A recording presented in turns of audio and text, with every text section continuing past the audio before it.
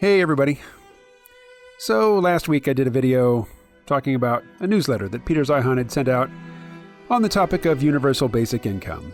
It wasn't a straight up selfie video. In fact, I recorded it like I'm recording this, as if I were doing a podcast, just recording in Adobe Audition.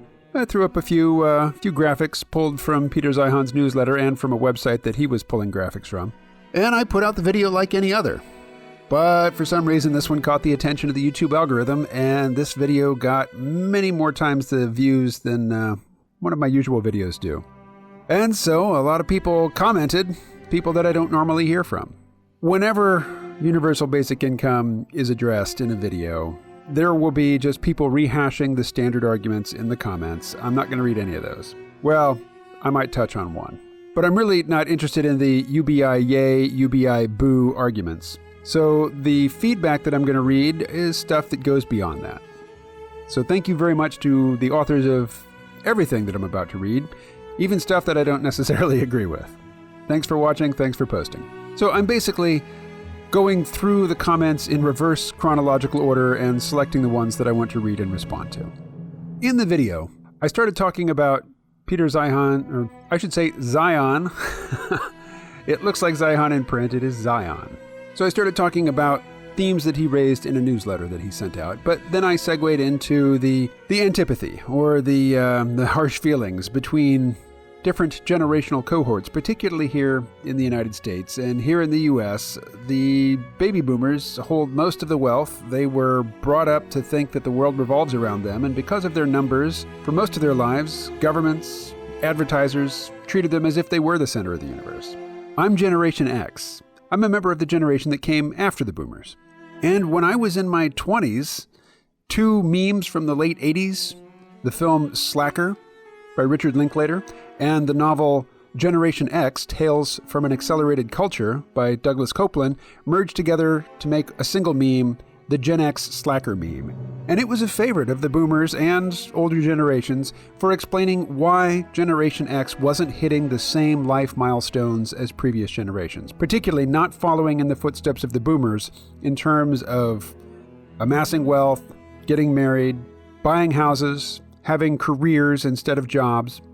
The boomers like to believe that the time that they were born had no real impact on why they were doing so well. My father, who is now passed on, was a textbook example. He thought that he had succeeded, in his middle-class existence because he had made the right choices and worked hard. And I'm not saying he didn't work hard. It's just that lots of people work hard and don't really get anywhere. And the younger you are, the more likely that is to be the case. So this topic of the animosity between different generational cohorts is something that, I come back to again and again. And Mike Altman wrote, I'm new to your channel, so I don't know you beyond your conversation about the generational blame game. I'm a 75-year-old silent generation serial entrepreneur. I live on the crumbs of investments that were crushed in the 2008 real estate bust, lost the house and my bank account, but kept the wife and my, I think you called it my Christian work ethic.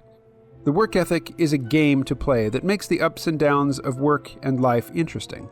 If you don't think that working to create business or an organization isn't a wonderful experience, even when it crashes and burns, you're missing out on one of life's most enriching growth opportunities. My parents were the people of the Depression. They picked cotton and drove oil trucks.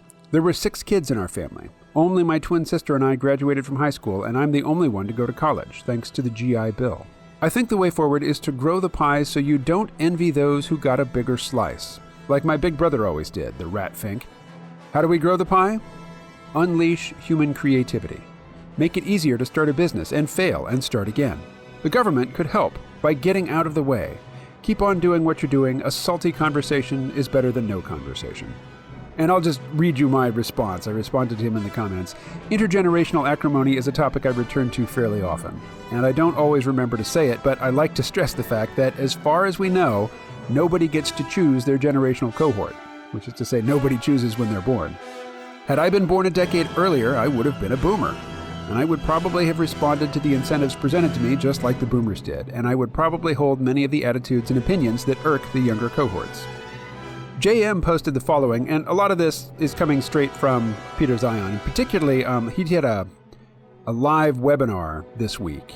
I'll put a link to the archived version of that webinar in the description for this video. It's worth watching.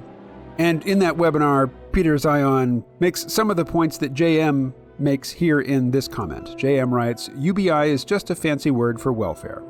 Okay, I'm going to stop right there and just say any sentence that takes the form of X is just Y, in this case, X being UBI, Y being fancy word for welfare, the just in there, it doesn't say anything about reality. It only says something about your mentality. It says, when it comes to X, I'm only willing to think of it in terms of Y. All right, starting over. JM writes, UBI is just a fancy word for welfare.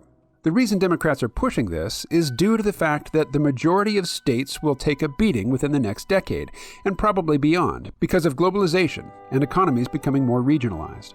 I don't see southern and southwestern states supporting this, as they will be the ones benefiting the most from offshore jobs moving back to the states. They are also closer to Mexico, and that country has massive potential within the next couple of decades due to its proximity to this country and cheap wages.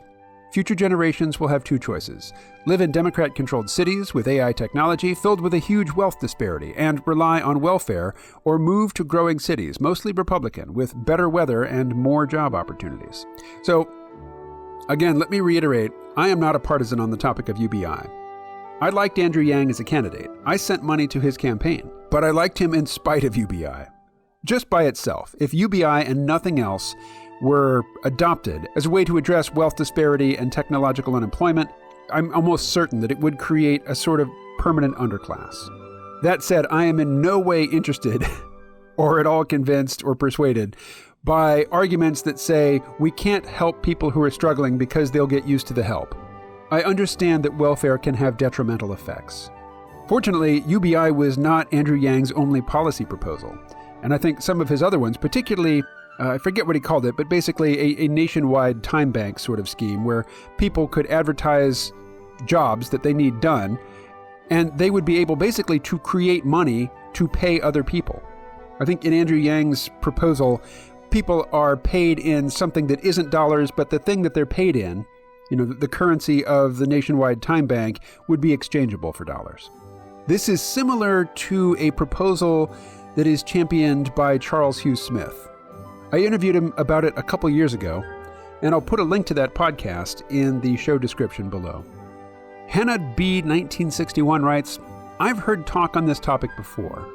There is a reason why things changed in the 70s. Before the 70s, governments tended to target full employment.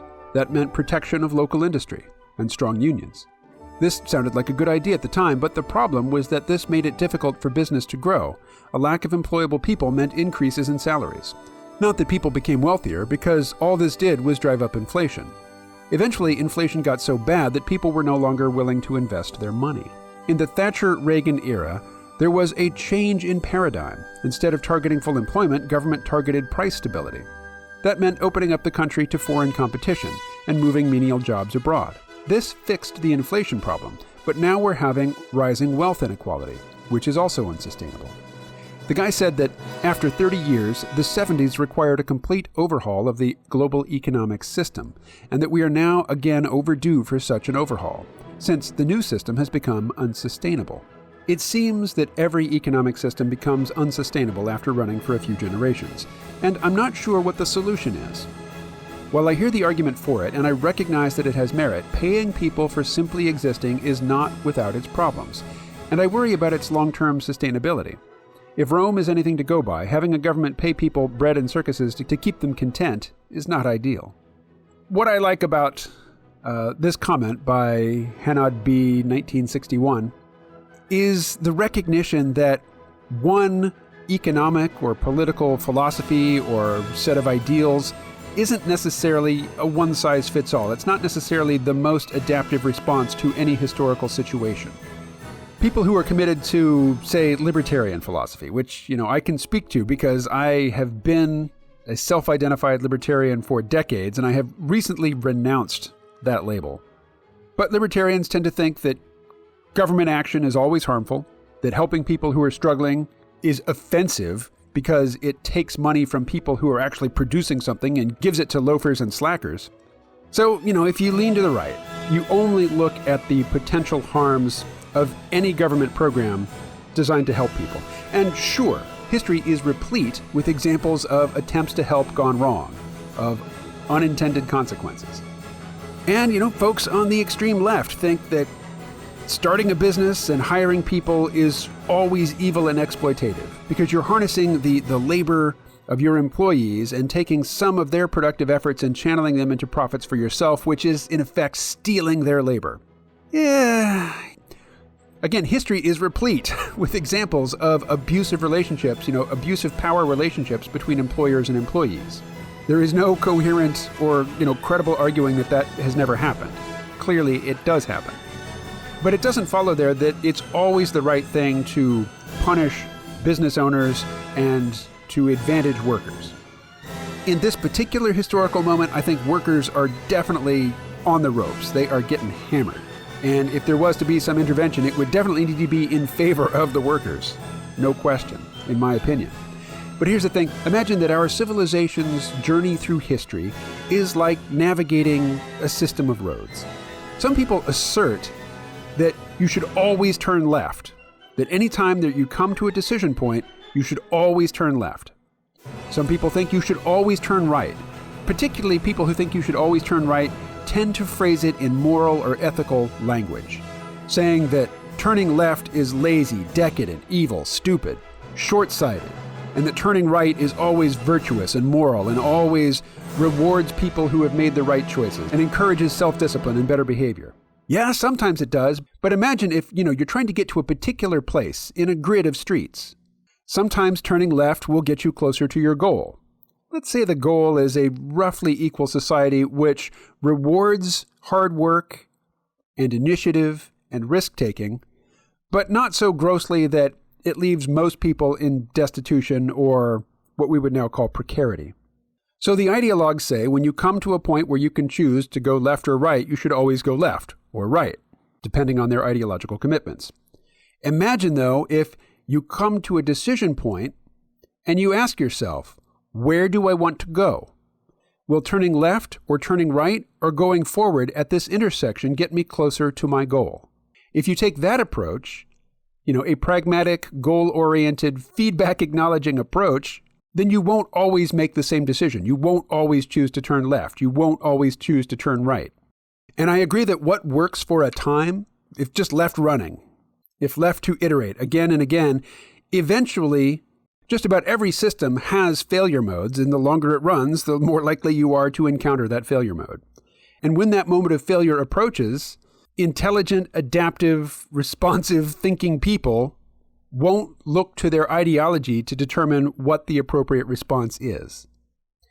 Now, I'm not saying that I am ideology free. I just try to make a point of confronting and interrogating my own ideological commitments from time to time. Sean S., who's been following my content since before I was started on YouTube, and who has supplied many an excellent comment over the years, writes, UBI is a funny thing. Its name seems to be chosen with great care, framing the argument before it even starts. The basic part is what really stands out to me. Why not UAI, Universal Average Income? UBI seems to be most vigorously promoted by the people approaching or surpassing robber baron levels of wealth. Free money is a great way to entice people to acquiesce to automation, but I think this may be a deal with the devil. If your position in the workforce has been outcompeted by AI and automation, and you accept the premise of UBI, then you've probably sealed your economic fate. Odds are low that most people will be able to transition into another job that will build wealth above and beyond the UBI granted them. There will be people already in those other job roles who won't want to give them up, and automation will most likely be breathing down their necks as well. So that leaves more and more people receiving the most basic economic sustenance, with no path towards generating additional wealth. AI is only getting smarter and more creative by the day. That makes it hard to accept the horse saddles weren't needed but we found automobile jobs argument.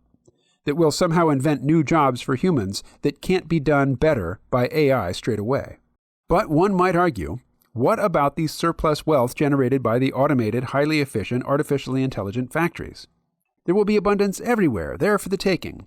I'd say look at how entities like Amazon are treating their workers in the current crisis. Not great. This does not instill confidence that when the masses have their wealth-generating ability and labor leverage removed, the robber barons will share the extra capital abundance out of the goodness of their hearts. And I doubt they'll offer to split their shares in the corporate entities to even the economic playing field. More likely, UBI will be scrip for the company store, and they'll suck the UBI right back up with meager necessities delivered through Prime. The masses will no longer be able to generate the economic activity necessary for creating or sustaining fantastic levels of wealth among the barons. But this shouldn't be too much of a problem, as they've most likely reached escape velocity over the past couple of decades anyway. I suspect the capital one has generated by the time their role is automated away will be their lifetime cap, with very little means to generate any more. Even that will decline over time, as the expenses of life sap the previously accumulated capital away. Is a Star Trek-style moneyless future possible? Sure, it's possible, but I don't see how we get from here to there without immense tumult. So if UBI is the solution, let's make it UAI. If it's so great, by all means, let the robber barons go first. So one of the earlier commenters was saying that people who advocate UBI are mostly from blue states. I think what he missed is that some of the most passionate advocates for UBI are billionaires, and yeah, they live in blue states. Because blue states, for the most part right now anyway, generate most of the income, particularly income from cognitive labor. Now, that previous commenter's points about the South and Southwest being positioned, well positioned to take advantage of the demographic sort of hand-in-glove nature of the United States and Mexico, I think that person is also correct. What's more, the southern states, those are the Gulf Coast states. Those are crucial states for importing and exporting, particularly importing energy. Now, I know the United States is a net exporter of petroleum right now, but fracking, which has produced this glut of petroleum, doesn't eliminate the need for imports. We do need heavy crude for some purposes, and what we get from fracking is typically very light. And because you don't run a car or an airplane or a ship on crude oil, you run it on refined product, we need a mix of different crude oils to get the right balance of refined petroleum products that we need to run our technological infrastructure. So regardless of, how much oil and natural gas we are getting out of the ground right now from hydrofracturing, we are still going to need oil imports, and those imports come in to the Gulf Coast because that's where the refining facilities are. So that is, regardless of UBI or any other political developments, that is going to continue to be an economic strength of the Gulf Coast. Now, will the South and the Southwest rival the Pacific Northwest and California and, the tech corridor in the Northeast with MIT and Boston? Is there going to be a new Silicon Valley in Texas? I kind of doubt it. But at the same time, that other commenter is correct, that jobs are more plentiful in Texas right now than they are, say, where I am, in Vermont, a very liberal state. Okay, so I've read some really good comments. I'm going to end on a bad one. This is just an example of moralistic thinking, which really is just self-congratulatory and self-validating. Cancelled writes, UBI is being discussed as a policy and not much is being said on ethics. Like any other wealth distribution scheme, value is being transferred from productive people and being given to less productive or non-productive people by force. Okay, I recognize, some libertarian dog whistles in here. Anything that the government does, which is enforceable, is, to the libertarian mindset, the application of violence. But when it comes to the enforcement of their own property rights, say their house is being broken into, libertarians don't hesitate to call the police. But I think more importantly, rather than specifically libertarian moral and intellectual blind spots, is the idea that we are going to use the language of morality or ethics to talk about economics. As David Graeber points out so well in his book, Debt, the First 5,000 Years, we only talk about debt using the language of morality when we're talking about debt that is owed by poor and working class people to wealthy people. We never worry about the corrosive effects of ease and, not having to worry about paying for rent and food and having all your expenses covered. We don't worry about the moral fiber of the children of very wealthy people. They will never have to toil. They will never be faced with having to choose between food and medicine, or doing something degrading that they don't want to do just to put a roof over their head. We only invoke the language of morality when we're talking about poor or working people. And I know those two classes of people overlap considerably. Also, and this was a really important part of Andrew Yang's message, people who aren't generating economic activity still work, and their work is still valuable, it is still necessary, it is just not adequately recognized and valued by the market. You know, an ancient example in economics is that a man hires a housekeeper. She cleans his house, for which he pays her a wage. Her labor has a specific economic value.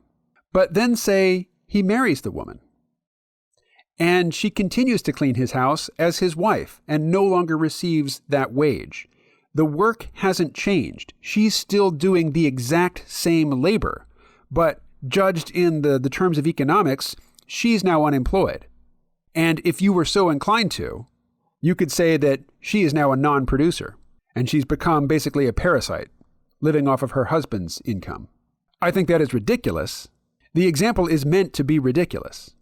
But that sort of thinking is ubiquitous in our conversations about who deserves more, who deserves less, who is useful, who is not useful, who should be rewarded, and who should just crawl away and die. All right, well, this is very long. I'll probably have to cut it down a bit. But before I go, let me just say that I'm still doing the, sort of seat of the pants selfie videos, but I'm posting those to my Patreon page. They're actually hosted here on YouTube, but they're unlisted. And people who support me for $1 a month will have access to those videos via Patreon. Link in the description. All right, thanks for listening. Keep commenting, and I will talk to you again later.